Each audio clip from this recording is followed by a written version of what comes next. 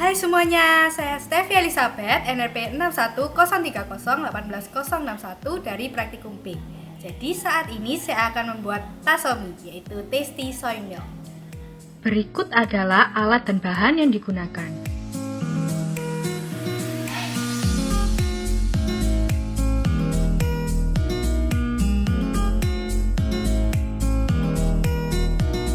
Pertama-tama, kita timbang kedelai sebanyak 100 gram untuk mendapatkan 2 botol tasomi. Kita cuci kacang kedelai yang sudah ditimbang. Pencucian ini bertujuan untuk menghilangkan kotoran-kotoran yang melekat maupun tercampur di antara bahan.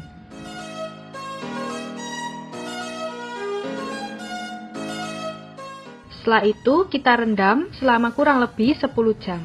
Perendaman ini bertujuan untuk melunakkan biji dan mencegah pertumbuhan bakteri pembusuk dan patogen.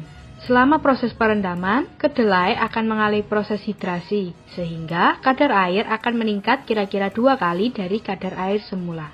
Adanya proses perendaman juga memberi kesempatan bakteri-bakteri asam laktat yang secara spontan ada untuk beraktivitas menghasilkan asam laktat dan CO2, sehingga akan terjadi penurunan pH menjadi sekitar 4,5 sampai 5,3. Kondisi ini akan menyebabkan terhambatnya pertumbuhan bakteri yang bersifat patogen dan pembusuk yang tidak tahan terhadap asam. Setelah proses perendaman, dapat dilihat bahwa terdapat gelembung-gelembung di bagian permukaan air. Hal ini menandakan terdapat aktivitas dari bakteri asam laktat menghasilkan asam laktat dan CO2. Lalu kita tiriskan air yang digunakan untuk merendam. Dapat dilihat bahwa pada saat proses perendaman ini ada beberapa kulit yang sudah terpisah dari kacang kedelai. Untuk memisahkan semua kulit dari kedelai, kita lakukan peremasan.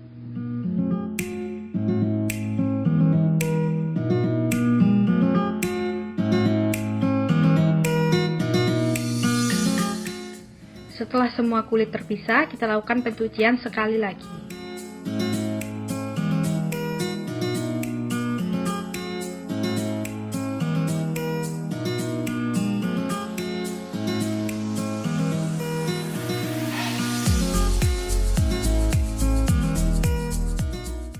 Selanjutnya, kita lakukan proses blanching pada kedelai selama kurang lebih 15 menit. Proses blanching bertujuan untuk melunakkan biji kedelai, menonaktifkan tripsin inhibitor yang ada di dalam biji kedelai, mengurangi bau langu dari kedelai, dan membunuh bakteri yang kemungkinan tumbuh selama proses perendaman.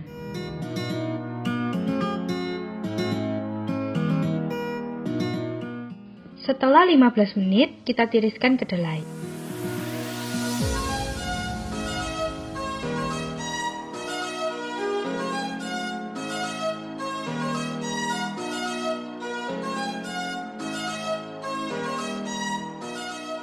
Pada saat proses pemblenderan, kita gunakan air dingin sebanyak 700 ml yang dimasukkan secara bertahap.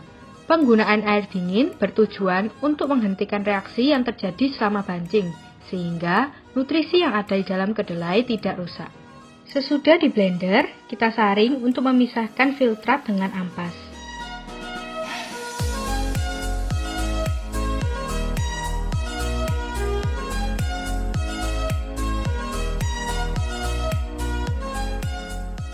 Ampas yang didapatkan dari hasil penyaringan kita masukkan kembali ke dalam blender dengan ditambahkan air dingin yang tersisa, lalu di blender dan dilakukan penyaringan kembali.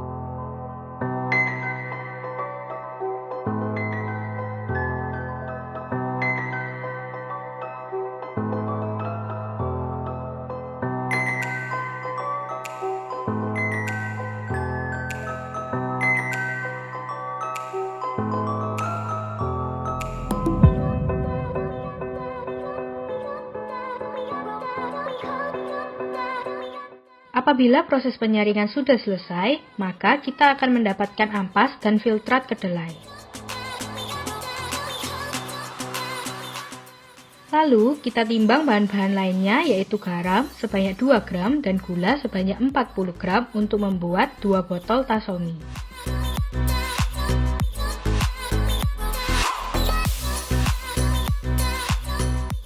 Selanjutnya, filtrat kedelai yang didapatkan dimasak bersama dengan gula dan garam selama 5 menit.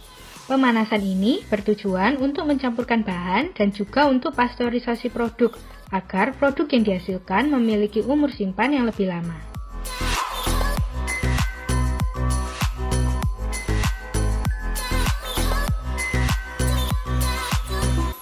Jika sudah 5 menit, matikan api dan diamkan susu kedelai selama 30 menit untuk menurunkan suhu. Penurunan suhu ini perlu dilakukan karena kemasan yang digunakan terbuat dari plastik, yang mana apabila terkena suhu tinggi dapat terjadi migrasi polimer plastik ke dalam produk dan bisa menghasilkan zat karsinogenik yang berbahaya. Setelah 30 menit, kita lakukan pasteurisasi pada kemasan yang akan digunakan. Karena kemasan yang digunakan adalah botol plastik PET, maka pemanasan hanya dilakukan selama 1 menit dengan diberi alas kain lap. Pemanasan yang terlalu lama akan menyebabkan botol rusak. Sesudah pasteurisasi, kita masukkan susu kedelai ke dalam kemasan sebanyak 250 ml menggunakan corong yang sudah dipanaskan.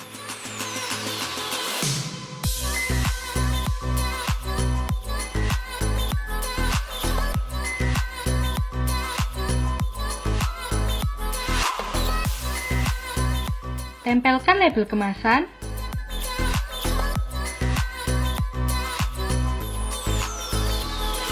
Dan inilah Tasomi Tasty Soy Milk.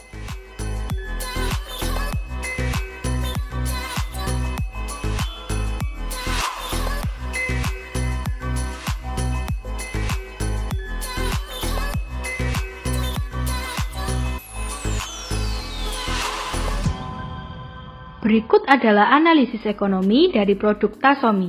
Kapasitas produksi diasumsikan 100 botol per hari, sehingga didapatkan harga bahan, kemasan, dan juga tenaga kerja seperti yang tertera pada gambar.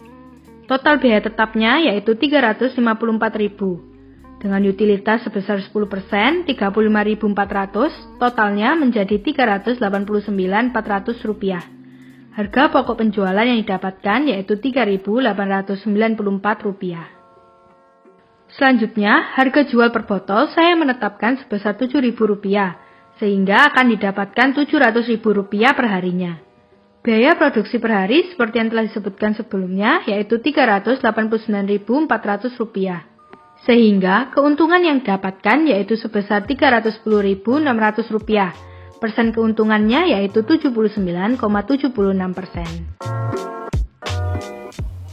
Nah, jadi begitulah cara pembuatan Tasomi. Terima kasih.